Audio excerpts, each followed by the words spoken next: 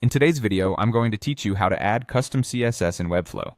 Whether you're looking to put a unique spin on a button or just want to customize the overall appearance of your website, knowing how to implement custom CSS can be a powerful tool in your Webflow arsenal. So, let's dive straight into the process and make your website stand out with your own style. First off, you'll need to open your Webflow project. If you're already familiar with navigating the Webflow dashboard, this step will be a breeze.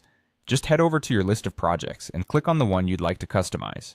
Once you're inside your project, it's time to access the site settings. To do this, look towards the top of the interface where you'll find the Project Settings button.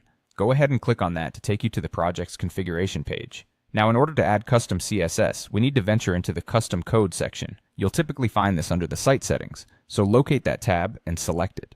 However, before getting too carried away, a quick but important note. Utilizing custom code in Webflow is a feature reserved for paid plans. If you're currently on the free plan, you'll need to upgrade to take advantage of this feature. But trust me, it's worth it if you're serious about having greater control over your website's design. Assuming you've got the proper plan, let's move forward. Inside the custom code section is where you'll paste your CSS.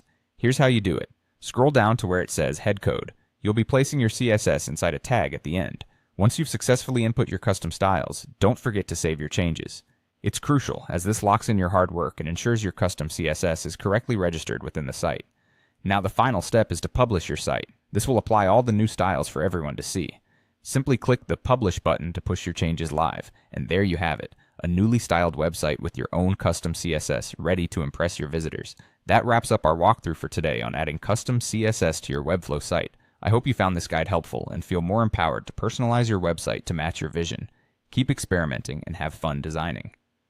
Thanks for watching, and happy creating.